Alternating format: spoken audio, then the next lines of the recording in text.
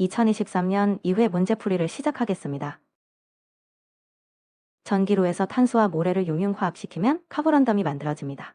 모래의 주성분은 이산화규소인데 여기에 탄소를 넣고 전기로에 높은 열로 반응시키면 탄화규소, 즉 카보런덤이 생성됩니다. 답은 2번입니다. 에틸렌을 염화팔라듐 촉매 아래에서 산화시켜 아세탈데하이드를 얻는 공업적 제법을 와커 공정이라고 합니다. 에틸렌, 팔라딘 촉매, 산화 이 세 단어가 함께 나오면 아세탈데하이드를 떠올리시면 됩니다. 에틸렌은 아세트산과 에탄올, 염화비닐의 원료로도 쓰이지만 PDCL2 산화의 주생 성물은 아세트알데히드입니다. 답은 2번입니다. 배수비례의 법칙은 같은 두이소가 두 가지 이상의 화합물을 만들 때 한 원소와 결합하는 다른 원소의 질량비가 반단한 점수비를 이룬다는 법칙입니다. 예를 들면 일산화탄소와 이산화탄소 같은 경우죠. 그런데 이 반응은 수소와 산소가 물이라는 하나의 화합물만 만드는 반응이므로 배수비례의 법칙과는 관련이 없습니다. 그래서 이 반응으로 설명하기 어려운 것은 4번입니다. 규소는 원자번호 14번이므로 전자도 14개입니다. 에너지가 낮은 궤도부터 1, 2, 이세 2개, 2, 첩퍼의 2, P의 6개 3, 아세 2개, 남은 2개가 3, P에 채워져 합이 딱 14개가 됩니다. 답은 1번입니다.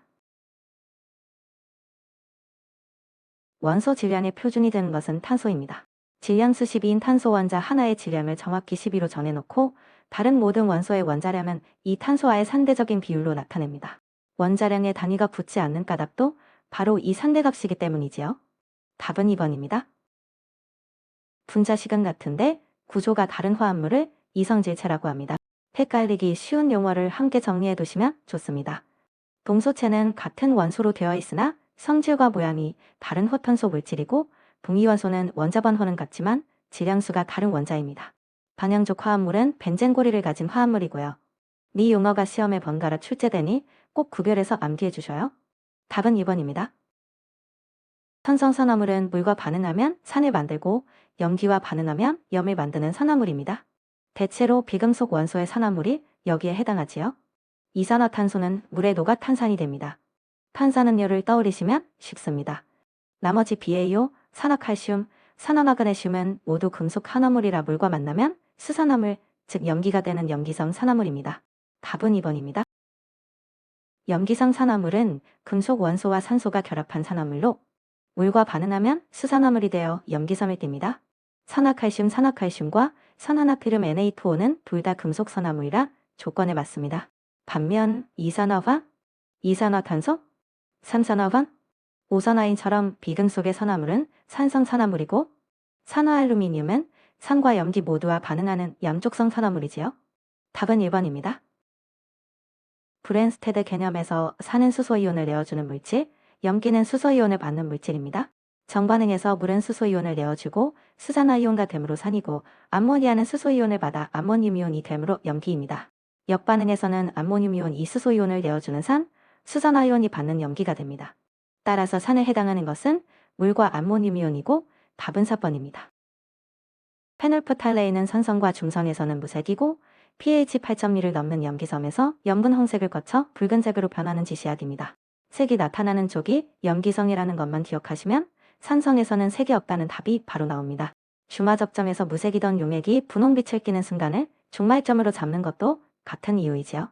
붉은색이나 청색, 황색은 다른 지시약의 색이니 헷갈리지 않도록 주의해 주셔요. 답은 3번입니다. 용해도는 용매 100g에 최대로 녹을 수 있는 용질의 그램수를 말합니다. 기준이 용액이 아니라 용매라는 점이 핵심이므로 포화용액의 질량에서 용질을 빼서 용매의 양부터 구해야 합니다. 포화용액 90g 속에 용질이 30g 녹아 있으니 물은 60g이고 물 100g 기준으로 비례식을 세우면 됩니다. 이 온도에서 용해도는 50입니다. 답은 3번입니다. 프로페인이 완전 연소하면 프로페인 1몰당 이산화탄소가 성몰 생성됩니다. 반응식을 먼저 세우는 것이 출발점입니다. 이산화탄소는 분자량이 44이므로 44g은 딱 2몰이고 이것을 만들려면 프로페인은 3분의 1몰이 필요하지요. 몰수의 아보가드로 수를 곱해 분자 개수로 바꾸어 줍니다. 답은 1번입니다. 카본 일기는 탄소가 산소와 이중결합을 이룬 구조입니다. 이 카본 일기는 2차 알코올이 산화되면 생성되는 물질이기 때문에 산화전 2차 알코올인 물질을 찾으시면 됩니다. 해설이 조금 어려운데 2차 알코올 물질은 하이드록시디와 결합하고 있는 탄소환자의 알킬기가 2개 결합한 것이 2차 알코올입니다. 결과적으로 2번이 해당됩니다. 볼타전지는 이온화 경향이 다른 두 금속을 묽은 황산에 담근 전지입니다.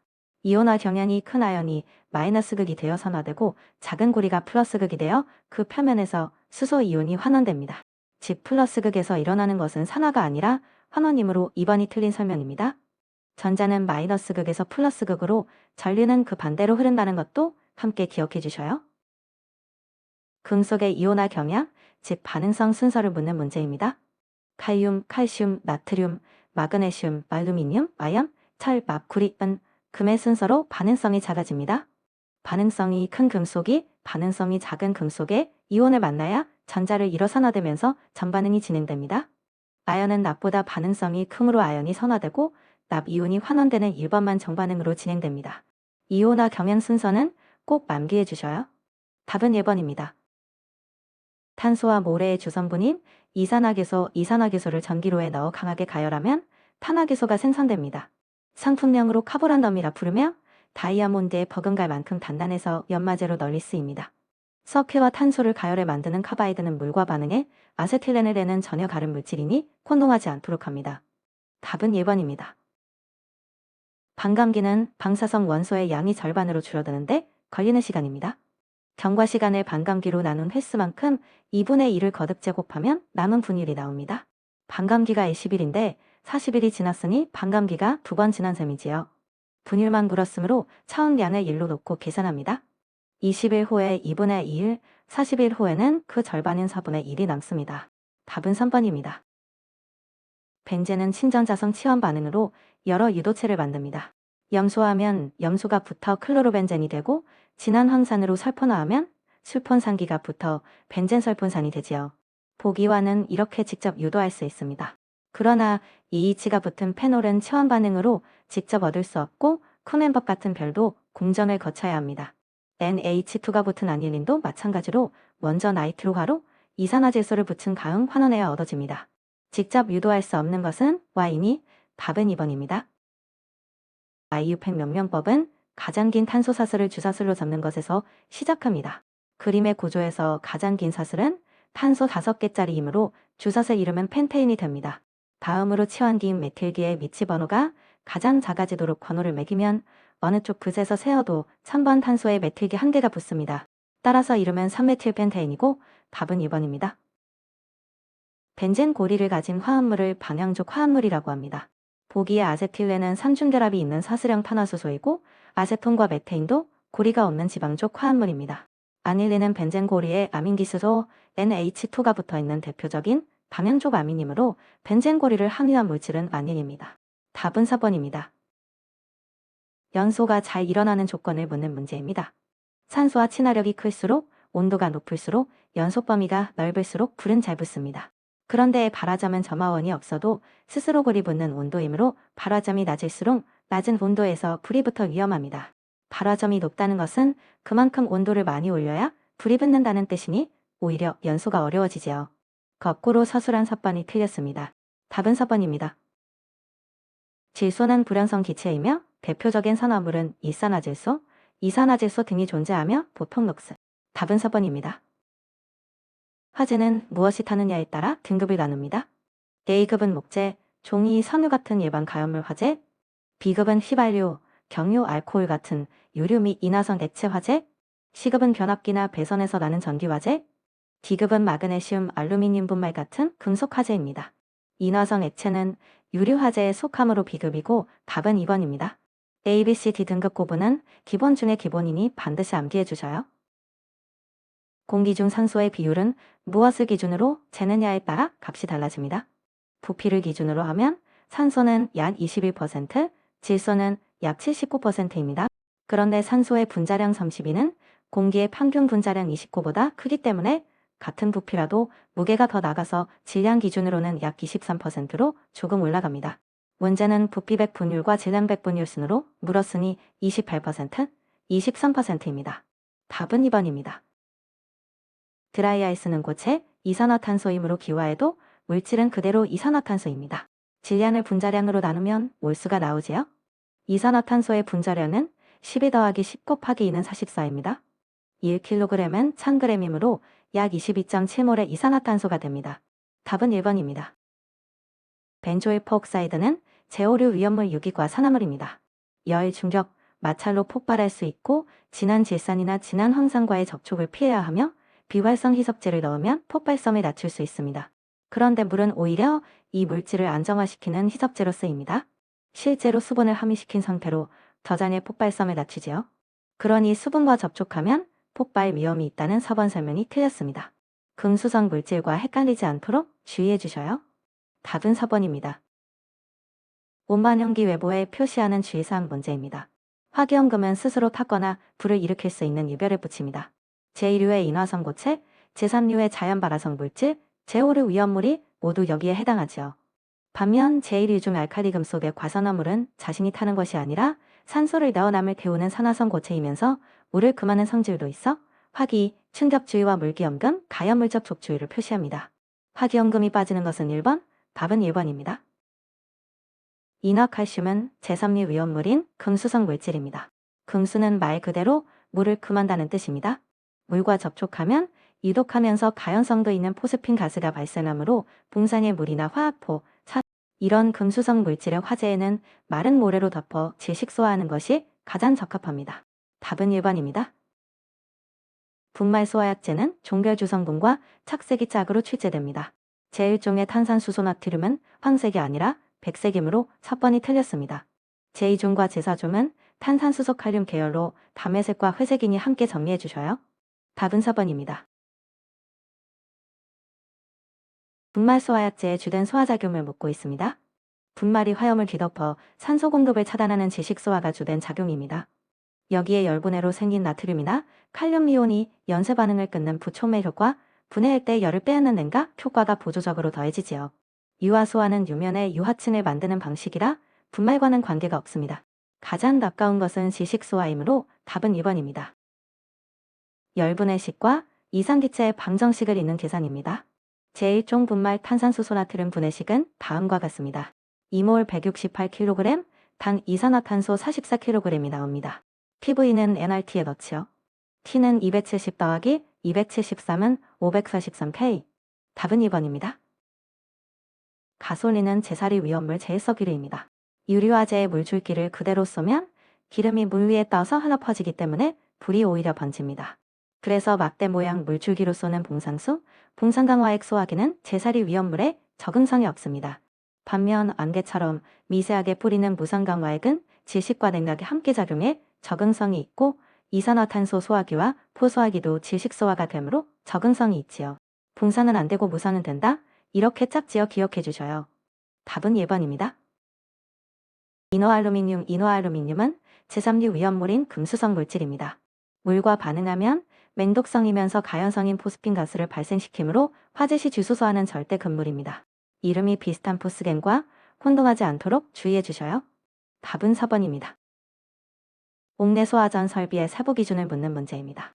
옥내 소화전함은 그 표면에 소화전이라고 표시하고 한 상부의 벽면에는 위치를 알리는 적색 표시 등을 설치합니다.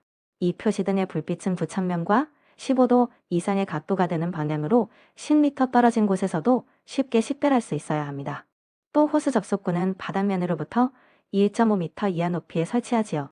10도 이상 8m 이내로 수치를 바꿔놓은 3번이 틀린 서술입니다. 15도, 10m 적색을 묶어서 외워주셔요.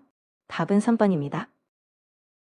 제상석유류는 인화점이 70도 이상이므로 표에서 인화점 38도 이상 칸을 봅니다. 내화구조로 구획된 각실의 바닥 면적이 500스퀘어미터이니 살수 기준 면적은 465 스퀘어미터 이상 구간이고 두 값이 만나는 방사 밀도는 8.1m의 2제곱 이상입니다. 답은 1번입니다. 제조소 등에 설치하는 자동화재 편지 설비에 설치기 중입니다.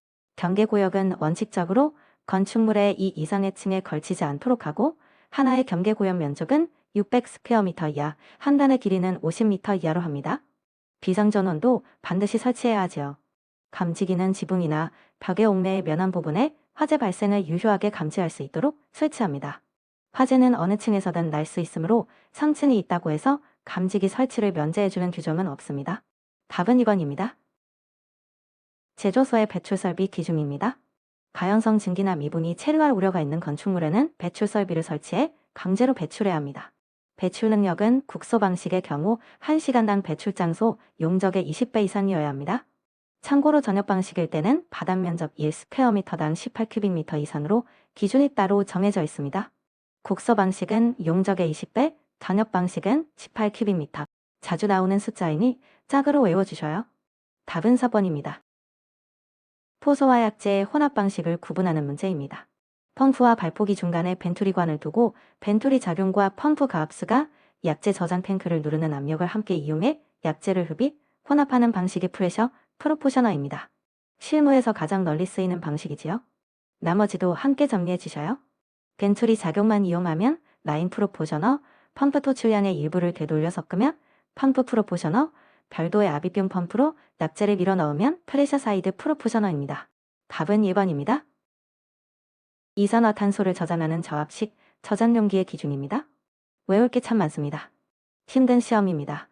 저압식 저장용기에는 냉면계와 압력계 2.3MPa 이상 및 1.5MPa 이하에서 작동하는 압력 견보 장치, 파괴판, 방출 밸브를 설치하고 용기 내부의 온도를 영하 20도 이상 영하 18도 이하로 유지하는 자동 냉동기를 설치해야 합니다.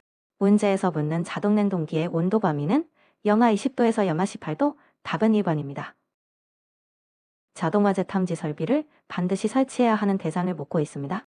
제조소와 일반 취급소는 옥내에서 지정 수량 100배 이상을 취급하면 설치 대상이고 옥내 저장소는 지정 수량 150배 이상이면 설치 대상입니다.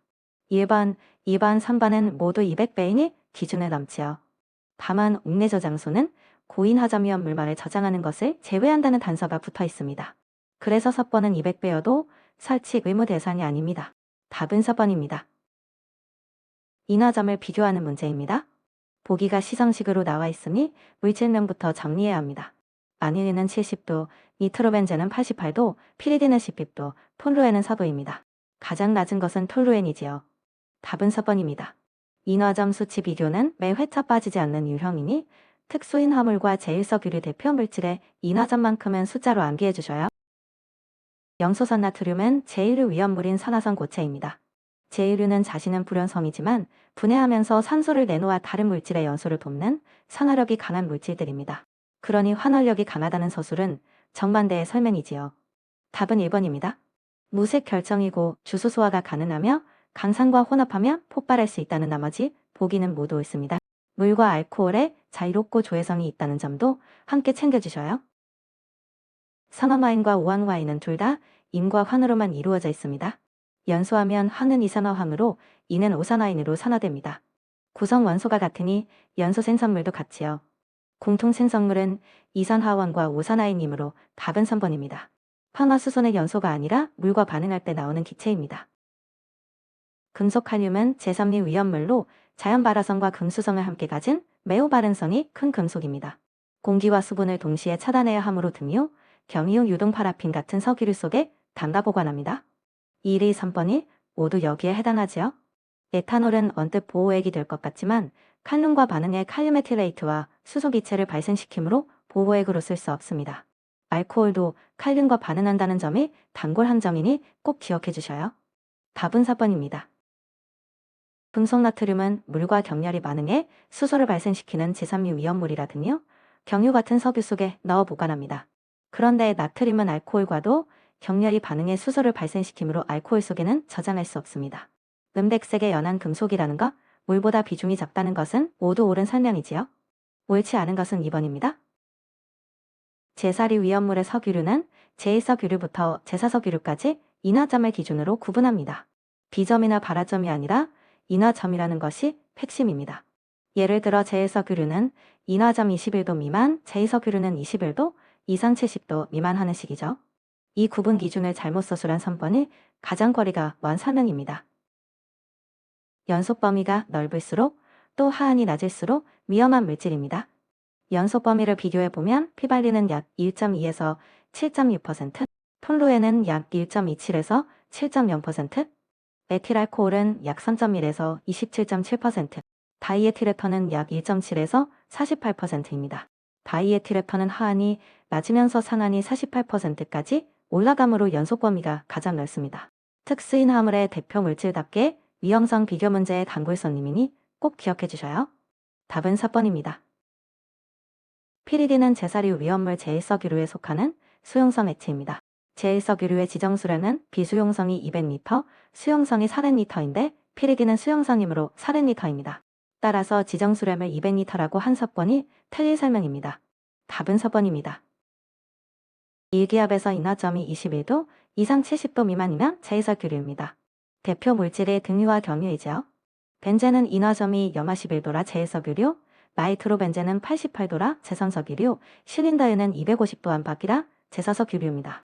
그러니 답은 2번 경유입니다. 나이트로셀룰로스는 제오류 위험물 자기반응성 물질 중 질산에스터르입니다. 제오류는 분자 안에 산소를 자체적으로 품고 있어서 외부 산소를 차단하는 질식소화가 통하지 않습니다. 그래서 화재 시 질식소화가 효과적이라고 한 사건이 옳지 않고 다량의 물로 냉각소화하는 것이 원칙입니다. 답은 4번입니다. 과염수산과 과산화수소는 모두 제육류 위험물인 산화성 액체입니다. 두 물질 모두 비중이 1보다 크고 분자 내에 산소를 포함한 간환산화제이며 물의 잔류가 수용액 상태로 취급됩니다. 따라서 물에 녹지 않는다는 것은 공통성질이 아니라 틀린 설명입니다.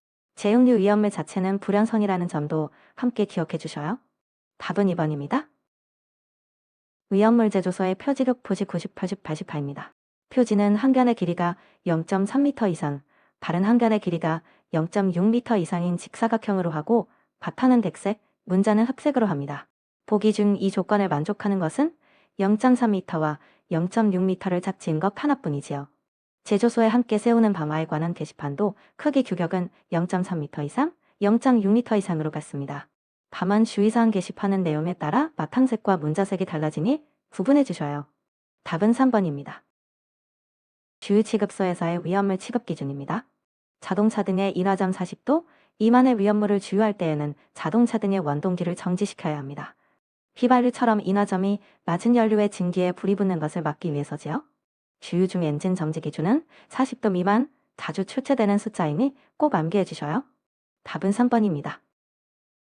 운반할 때 차광성 있는 피복으로 가려야 하는 위험물은 제1류, 제3류 중 자연발화성 물질, 제4류 중 특수인 화물, 제5류, 제육류입니다. 햇빛을 받으면 분해되거나 발화할 우려가 있는 유별들이지요. 제4류 중에서는 특수인 화물만 해당하므로 제1석유류는 차광 조치 대상이 아닙니다. 답은 2번입니다. 운반 시 혼재가 가능한 조합은 제1류와 제육류, 제3류와 제4류, 그리고 제1류와 제4류와 제5류입니다.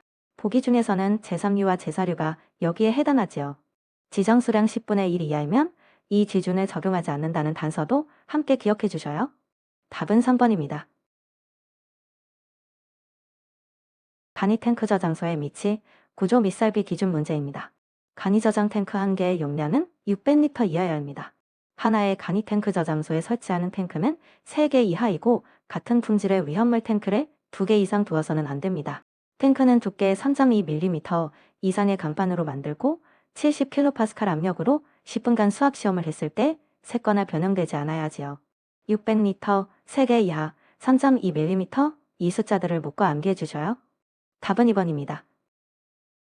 5개 저장 탱크의 방유제는 탱크 옆판으로부터 일정 거리를 띄워야 합니다. 탱크 지름이 15m 미만이면 탱크 높이의 3분의 1 이상, 15m 이상이면 2분의 1 이상이죠. 문제는 지름 15m 미만이므로 3분의 1 이상입니다. 답은 1번입니다. 지정수량 배수 계산은 시험에 자주 출제됩니다. 저장수량을 지정수량으로 나눈 값을 모두 더하면 됩니다. 지정수량은 클로로벤젠이 1000리터, 동식물유류가 1000리터, 제사석유류가 6000리터입니다. 따라서 1000 나누기 1000 더하기 5000 나누기 1000 더하기 12000 나누기 6000은 1 더하기 0.5 더하기 2는 3.5배가 되어 답은 3번입니다. 제사류 위험물의 풍량별 지정수량은 반드시 암기해 주셔요. 물과 반응하여 산소를 발생시키는 대표적인 물질이 제1류 위험물 중 알칼리 금속의 과산화물입니다. 과산화나트륨은 물과 반응하면 수산화나트륨과 함께 산소를 내놓으며 발열합니다. 수소가 아니라 산소가 나온다는 점이 핵심 포인트입니다.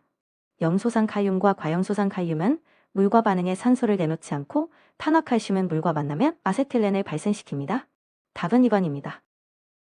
위험물안 점관리법 명상 취급소는 위험물을 제조하지 않으면서 주요 판매, 이송, 일반 취급의 목적으로 다루는 시설입니다. 법령에는 주요 취급소, 판매 취급소, 이송 취급소, 일반 취급소 이렇게 2가지만 규정되어 있습니다. 옥내 취급소라는 것은 법령에 없는 용어이지요. 저장소에 있는 옥내 저장소와 헷갈리도록 만든 함정입니다. 취급소 네 종류는 앞글자를 따서 주판 이유로 암기해 주셔요. 답은 2번입니다.